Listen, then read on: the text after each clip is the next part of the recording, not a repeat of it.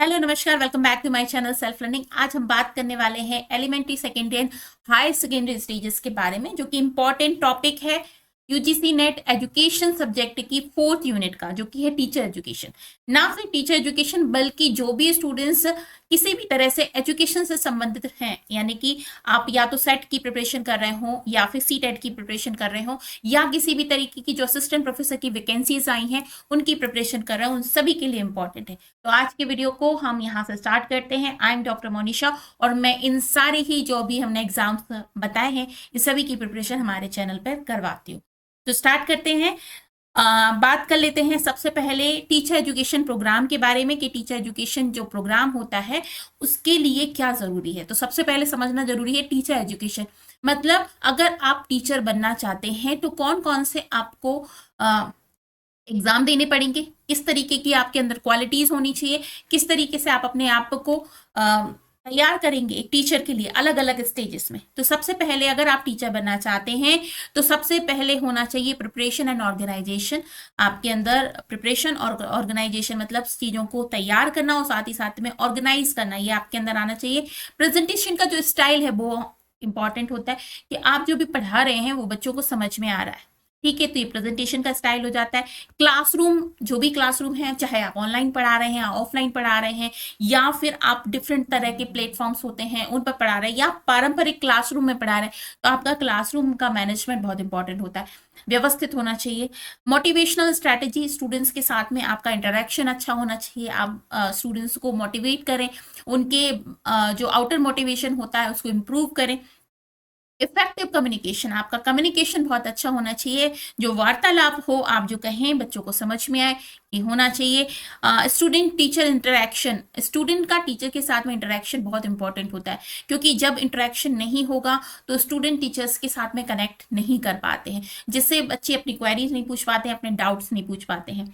Evaluation feedback, जिस तरह से आप किसी भी बच्चे का पढ़ाते हैं उसके बाद में उसका टेस्ट लेते हैं, इवेलुएट करते हैं, मार्क्स देते हैं, फीडबैक देते हैं, उसी तरह से टीचर्स का भी फीडबैक होता है, इवेलुएशन होता है, तो उनका इवेलुएशन अच्छा होना चाहिए। अगला आता है इनफॉर्मल एकेडमिक सपोर्ट, आप बच्चों को सपोर्ट करें इनफॉर्मली भी। ठीक है, आपको एक विषय मिला हुआ है, सब्जेक्ट मिला हुआ है, सिलेबस मिला हुआ है, उसके आपने सारे ही चैप्टर करा दिए, क्वेश्चंस करा दिया, अकेला रोल नहीं हो जाता है। टीचर का रोल होता है स्टूडेंट्स की ओवरऑल जो ग्रोथ है उसमें पार्टिसिपेट करना, तो उनको एकेडमिक जो सिलेबस है उसके साथ साथ में इनफॉर्मली एजुकेट करना भी आपका काम होता है। नेक्स्ट आ जाता है पर्सनल एट्रीब्यूट, आपका पर्सनल जो अप्रोच है स्टूडेंट्स की टूवर्ड्स वो भी बहुत अच्छा होना चाहिए।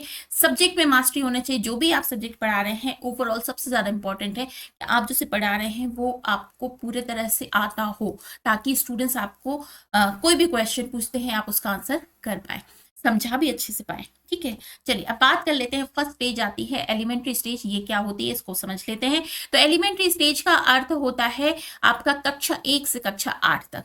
ठीक है, अब कक्षा 1 से कक्षा 8 तक का जो बच्चा होता है बहुत प्री प्राइमरी स्टेज निकल जाती है, उसके बाद बच्चा पढ़ना शुरू करता है, समझना शुरू करता है, छोटे से ग्रोथ होना शुरू होती है। ग्रोथ जो होती है विजुअल होती है, बच्चा मतलब टॉय ए से लेकर अपना जो कॉन्क्रीट वाली स्टेज होती है उसमें पहुंच जाता है। ठीक है, तो इस समय पे स्टूडेंट्स का को पढ़ाने के लिए टीचर्स को किस तरीके से अपने आप को तैयार करना चाहिए।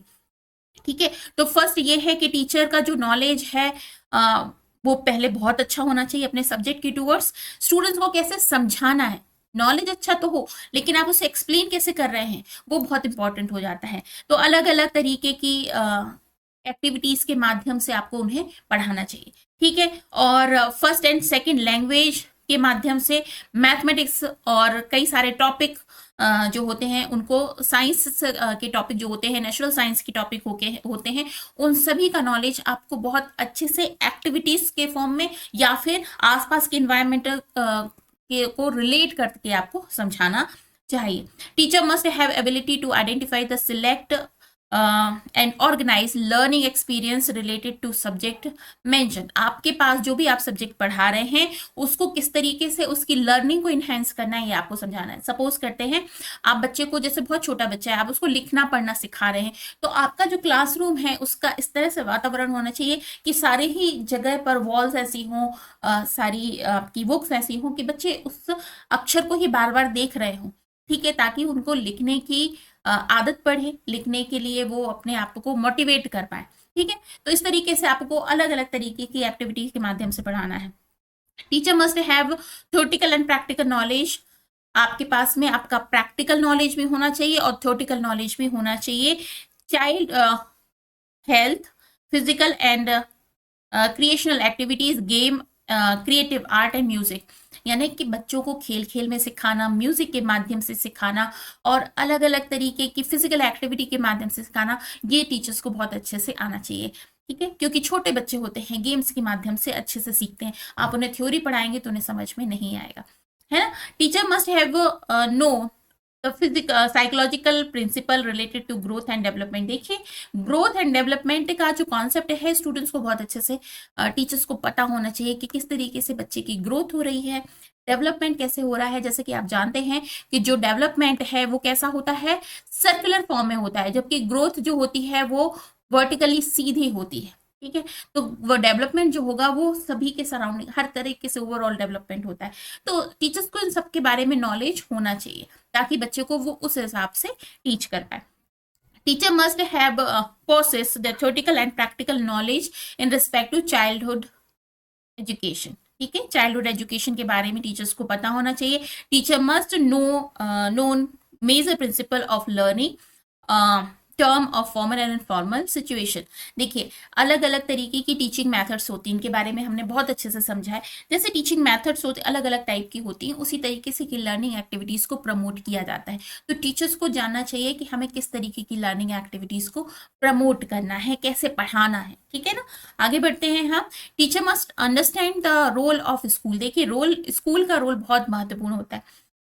वैसे तो क्लासरूम में नहीं हो तो आप पढ़ने के लिए तो क्या है, एक पर्सनल ट्यूटर को भी लगा लें तो बच्चे को पढ़ाया जा सकता है, लेकिन स्कूल में उसकी overall health, overall activity, overall growth को देखा जाता है, ओवरऑल डेवलपमेंट को देखा जाता है, एक्स्ट्रा करिकुलर एक्टिविटी को देखा जाता है। तो टीचर को पता होना चाहिए कि किस तरीके से स्कूल को बहुत अच्छे से इस्तेमाल किया जा सकता है बच्चों की ग्रोथ के लिए। ठीक है, पीयर ग्रुप, उनके सहपाठियों के साथ, कम्युनिटी जो होती है उनके साथ में किस तरीके से पर्सनालिटी को इन्हेंस करना है स्टूडेंट्स की, ये टीचर्स को पता होना चाहिए। Teacher must known the role of school teacher and changing society. ठीक है, इसके बारे में आपको पता होना चाहिए टीचर को सोसाइटी में किस तरीके से चेंजेस आ रहे हैं। Teacher must be aware of the nature, purpose, problem and elementary of an elementary education. Teachers को पता होना चाहिए कि बच्चों की एज ग्रुप क्या है और इस एज ग्रुप में स्टूडेंट्स की जो एक्टिविटी है वो क्या होती है, उनका लेवल क्या होता है सीखने का, वो किस किस तरीके से सीख सकते हैं, इसके बारे में टीचर्स को अवेयर होना चाहिए। क्लियर, तो ये हो गया हमारा टीचर्स इन एलिमेंट्री एजुकेशन। इसके अलावा क्या है कि teachers should understand the nature and maturity of the children. This is important to impart education, ensure many sides of development. ठीक है, अलग अलग तरीके टीचर बच्चे के बारे में ये जाने टीचर्स के वो कितना मेच्योर है, इस स्टेज पे उनको किस तरीके से ट्रीट करना है। ठीक है, और उसकी होलिस्टिक अप्रोच के बारे में टीचर्स को समझना चाहिए। होलिस्टिक अप्रोच का मतलब ओवरऑल डेवलपमेंट है उसका, फिजिकल, मेंटल, साइकोलॉजिकल और फिजियोलॉजिकली डेवलपमेंट है। इन सभी के बारे में स्टूडेंट्स के डेवलपमेंट के बारे में टीचर्स को समझना चाहिए। ठीक है ना, तो ये स्टेज हो गई हमारी एलिमेंट्री स्टेज। अब नेक्स्ट आती है हमारी सेकेंडरी स्टेज। सेकेंडरी स्टेज में क्या हो जाता है, हमारा बच्चा जो है वो बड़ा हो जाता है, कक्षा 9 से लेकर 12 तक की स्टेज हो जाएगी, सेकेंडरी स्टेज आ जाएगी। अब इस स्टेज में बच्चे के बारे में आपको कैसी राय रखनी है, टीचर का क्या रोल हो जाता है, ये समझने की कोशिश करते हैं। अब देखिए, बच्चा जो है वो बड़ा हो चुका है, अब छोटा नहीं रह गया। अब जब बच्चा थोड़ा बड़ा है तो उसकी क्या प्रॉब्लम होगी, किस तरीके से उसे पढ़ाना है। एलिमेंट्री में बच्चा छोटा था, अब यहाँ पे बड़ा हो गया, वो बेसिक कॉन्सेप्ट जानता है, बेसिक सब्जेक्ट्स को जानता है, पढ़ना कैसे ये जानता है, आगे एग्जाम कैसे देना है ये भी जानता है। अब उसकी प्रॉब्लम कहाँ पर आती है, टीचर्स को ये समझना चाहिए। ठीक है, तो यहाँ पर जो टीचर्स का रोल हो जाता है वो क्या हो जाता है, स्पेशलाइजेशन का रोल हो जाता है। सब्जेक्ट की आपको स्पेशलाइजेशन सीखना है क्योंकि विषय विशेष के बारे में बच्चों को पढ़ाना है। ठीक है ना, तो डेप्थ अंडरस्टैंडिंग होनी चाहिए, हर एक सब्जेक्ट को आपको डीपली समझाना है और समझना है। ठीक है, इसके बाद क्या है, know the way adolescence learn. Learner को किस तरीके से समझाना है, उसको सीखना है। देखिए एडोलेसेंस का मतलब होता है किशोर अवस्था का, तो किशोर अवस्था में जो स्टूडेंट्स होते हैं वो थोड़े डिफरेंट हो जाते हैं, उनकी प्रॉब्लम्स अलग हो जाती है, हार्मोनल डिस्टर्बेंस हो जाता है, बहुत सारी समस्याएं उनके साथ में होती हैं, उनका एक ग्रुप अलग बन जाता है, सोच थोड़ी डिफरेंट हो जाती है। तो इन सारी ही चीजों को साथ साथ में आप टीचर का रोल करें अदा, जिसमें कि आप स्टूडेंट्स को समझें भी और उन्हें समझाएं भी।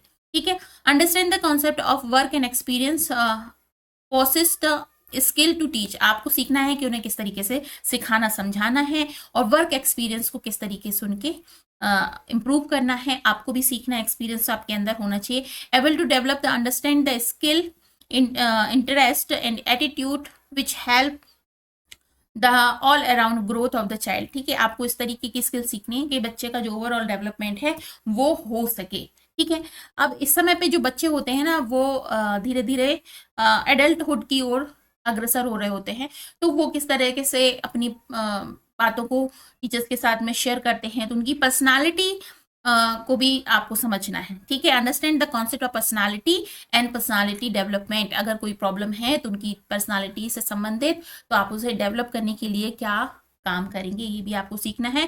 Process communication, mental and social skill to interact with people. आपको अपने बच्चों के साथ में, अपने स्टूडेंट्स के साथ में सीखना है कि उनकी सोशल स्किल, उनकी इंटरेक्शन, उनकी कम्युनिकेशन को किस तरीके से आप इंप्रूव कर सकते हैं। Know the structure and functioning the various body system. आपको बताना है स्टूडेंट्स के बारे में, उनके बॉडी फंक्शंस के बारे में, उसके स्ट्रक्चर के बारे में पहले समझना है और उन्हें समझाना है। ठीक है, नेक्स्ट आता है know the role of physical education, game and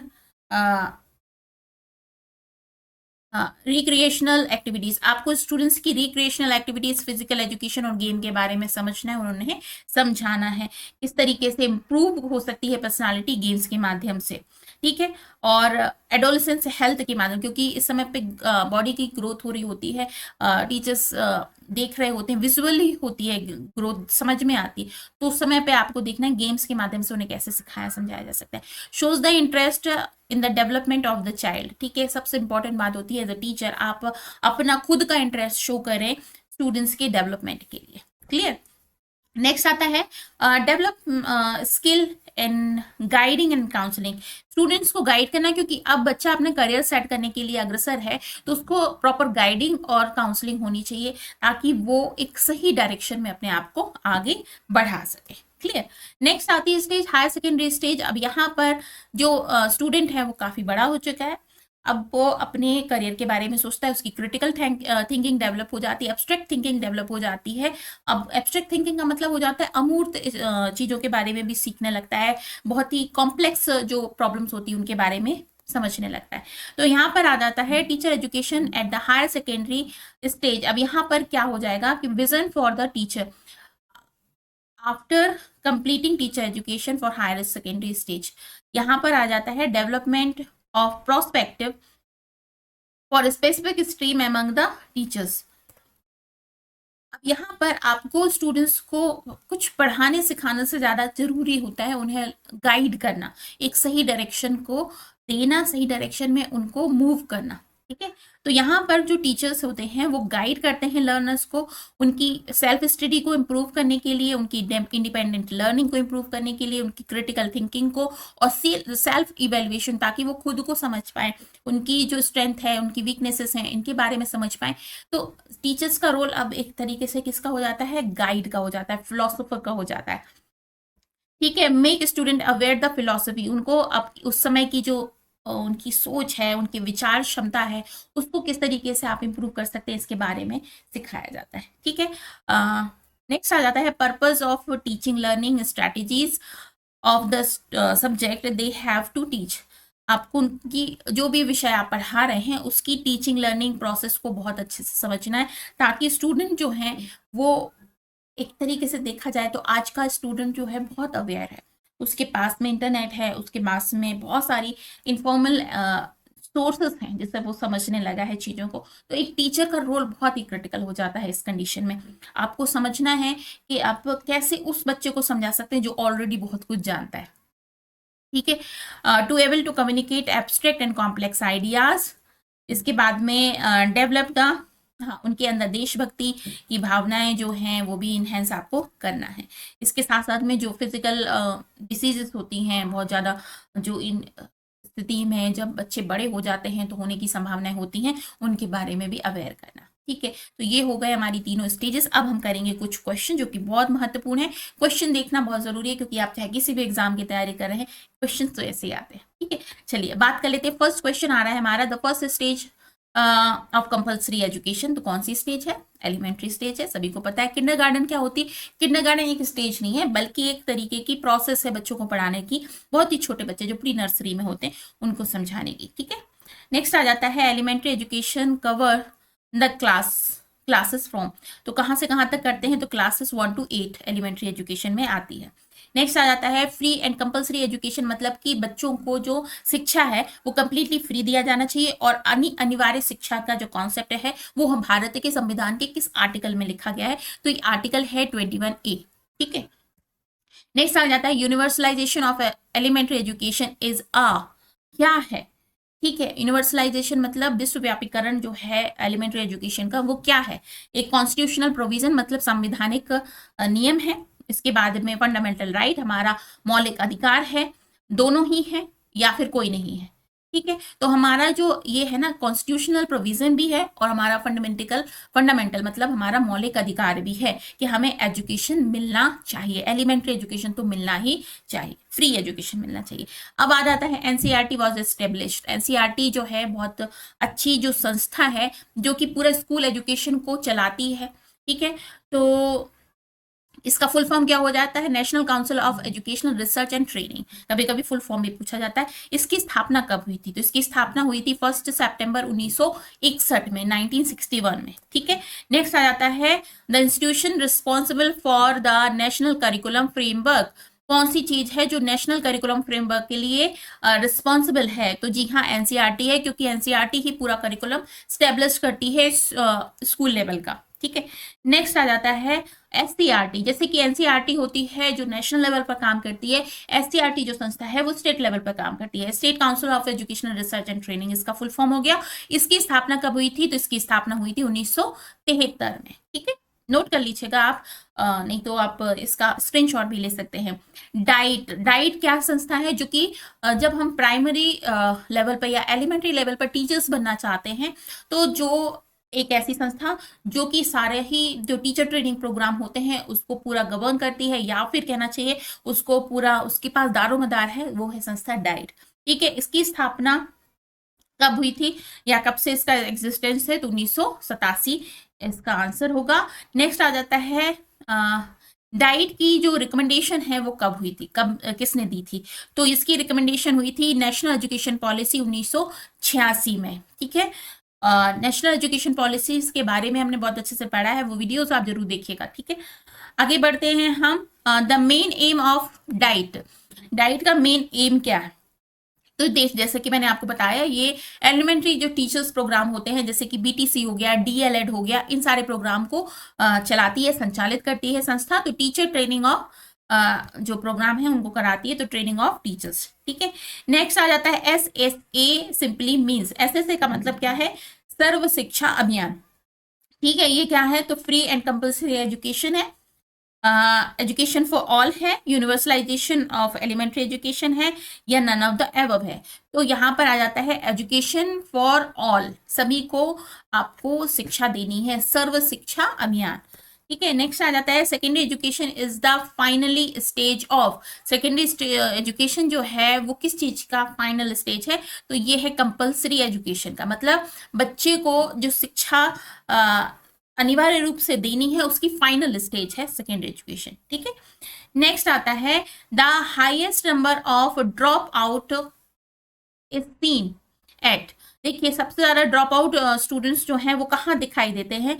तो देखिए बच्चे जो है एलिमेंट्री एजुकेशन तो ले लेते हैं, जैसे मिड डे मील वगैरह होता है ना, इस वजह से उनको ये एजुकेशन तो वो ले लेते हैं। लेकिन सेकेंडरी एजुकेशन में जो बच्चे हैं, खासतौर पे लड़कियां जो हैं हमारे देश में, वो बहुत सारी लड़कियां क्लासेस छोड़ देती हैं, पढ़ना छोड़ देती हैं, तो ये एक विडंबना है। तो सेकेंडरी स्टेज में सबसे ज़्यादा ड्रॉप आउट रेट होता है। ड्रॉप आउट का मतलब क्या है? जब बच्चा पढ़ना छोड़ देता है। नेक्स्ट है न्यूपा। न्यूपा क्या है? The National University of Educational Planning and Administration was awarded the status of deemed university in. ठीक है, इन्होंने डीम्ड यूनिवर्सिटी के कॉन्सेप्ट को कब लेकर आए हैं? तो ये जो कॉन्सेप्ट है वो 2006 में आया है, इसको ध्यान में रखिएगा। नेक्स्ट आ जाता है secondary education usually cover children between the age of. तो सेकेंडरी एजुकेशन कब से कब तक होता है? तो 14 to 18 ईयर्स, मतलब 14 से 18 साल तक में ये एजुकेशन दिया जाता है। ठीक है, नेक्स्ट क्वेश्चन है the improve to improve the quality of secondary education several reform need to be made such as. ठीक है, यहाँ पर क्या बात की जाती है? अगर सेकेंडरी एजुकेशन मतलब कि माध्यमिक शिक्षा को अगर इम्प्रूव करना है तो several reform need to be made. कौन कौन से रिफॉर्म हैं जिसको आपको इम्प्रूव करना होगा? फर्स्ट आता है adopting curriculum according to the local needs. ये तो जरूरी है, आप जो लोकल नीड्स हैं उसके हिसाब से करिकुलम को अडॉप्ट करो। ऐसा ना हो कि बच्चा पढ़ पढ़ा के निकल जाए, उसके बाद में उसे समझ नहीं आ रहा है कि अब वो अपने करियर को कैसे स्टेब्लिश करे। तो ऐसी जो जरूरी हैं चीजें उन्हें हमें पढ़ाना चाहिए। नेक्स्ट आ जाता है प्रोवाइडिंग गुड इंफ्रास्ट्रक्चर। आपको इंफ्रास्ट्रक्चर को अच्छे से बनाना है, उनको इम्प्रूव करना है, ये भी बहुत जरूरी है। आईसीटी का रोल इंपॉर्टेंट हो जाता है। क्यों इंपॉर्टेंट? क्योंकि जितनी तेजी से इन्वायरमेंट चेंज हो रहा है, बहुत तेजी से आपका जो करिकुलम है वो भी अपडेट होता रहता है, तो आईसीटी का रोल बहुत जरूरी है। Information communication technology. तो कहने का तात्पर्य ये है कि ओवरऑल सारी ही चीजें जरूरी हैं, तो ऑल ऑफ द एबव इसका आंसर होगा। नेक्स्ट आ जाता है national council for teacher education, NCTE. इसका फुल फॉर्म देख लीजिएगा, national council of teacher education was first setup. कब हुआ था इसका सेटअप? तो 1973 में हुआ था। इसका आपको नोट कर लेना है। ठीक है, नेक्स्ट आ जाता है university grant commission, UGC was setup. ठीक है, आपको ये मालूम है कि यूनिवर्सिटी ग्रांट कमीशन यानी कि यूजीसी होता है, जो कि विश्वविद्यालय यानी हायर एजुकेशन को गवर्न करता है, या उसकी सारा दारोमदार यूजीसी के ऊपर है। ये जो है वो set up as advisory board, advisory board के रूप में कब सेटअप हुआ था और किसकी रिकमेंडेशन पर हुआ था? तो इसका जो आंसर है वो है सर्जन रिपोर्ट। ठीक है, उस पर हुआ था। अच्छा, हायर एजुकेशन के बारे में हमने बहुत अच्छे से पढ़ा है, बहुत अच्छे से पढ़ा है। आपको आई बटन में पूरी यूनिट मिल जाएगी हायर एजुकेशन की, उसको पूरा चेक कीजिएगा, ताकि आप हायर एजुकेशन संबंधित सारी चीजें, Sargent report, before independence, after independence, Wood का डिस्पैच, इसके साथ साथ में जो हमारी नेशनल एजुकेशन पॉलिसीज हैं, ये सारी ही आपको यहाँ आई बटन में नजर आ रहा है। यहाँ पर आपको सारा ही हायर एजुकेशन का मटेरियल मिल जाएगा। बहुत अच्छे से मैंने समझाया है, बात जरूर अच्छे से देखिएगा, इंपॉर्टेंट है, चाहे आप किसी भी एग्जाम की तैयारी कर रहे हैं। तो देखिए, ये हमारे सोशल मीडिया के हैंडल्स है। अगर आपको मेरे से कुछ क्वेश्चन पूछना है या हमारे एक व्हाट्सएप ग्रुप है उसमें ऐड होना है, तो ये हमारा नंबर है, इसमें आप मुझे ऐड कर सकते, आप ऐड हो सकते हैं। ये टेलीग्राम चैनल है, इस पर आप मुझे आप ऐड हो सकते हैं, इस उसमें इसको ज्वाइन कर सकते हैं, ताकि हर नोटिफिकेशन आपको बहुत अच्छे से मिल जाए, जो नोट्स हैं वो मिल जाए आपको। ठीक है, और हमारी जो क्लासेस है ना सेल्फ लर्निंग में, इसमें मैं नेट की प्रिपरेशन, पेपर 2 हमारा एजुकेशन है, पेपर 1, इसके साथ साथ में यूपीएचएससी असिस्टेंट प्रोफेसर के जो एग्जाम्स होते हैं उसके बारे में, सीटेट का एग्जाम, सेट का एग्जाम, इन सभी की प्रिपरेशन हमारे चैनल पे आपको मिल जाएगी। तो हमारे चैनल को आपको सब्सक्राइब जरूर कर लेना है। इसके अलावा आज के वीडियो को यहीं पर फिनिश करते हैं। आई होप आपको वीडियो अच्छा लगा होगा, इन्फॉर्मेटिव लगा होगा। अगर अच्छा लगता है तो लाइक जरूर कीजिए, शेयर जरूर कीजिए अपने फ्रेंड्स के साथ में, और सब्सक्राइब करना बिल्कुल मत भूलिए। तो that's all from my side in this video. कल फिर मिलते हैं टीचर एजुकेशन के ही नए टॉपिक के साथ, क्योंकि हम यूनिट वाइज कंप्लीट अपना सिलेबस कर रहे हैं, तो वीडियो को आपको जरूर देखना है। ठीक है, तो इसको यहीं करते हैं फिनिश, कल फिर मिलते हैं, बाय।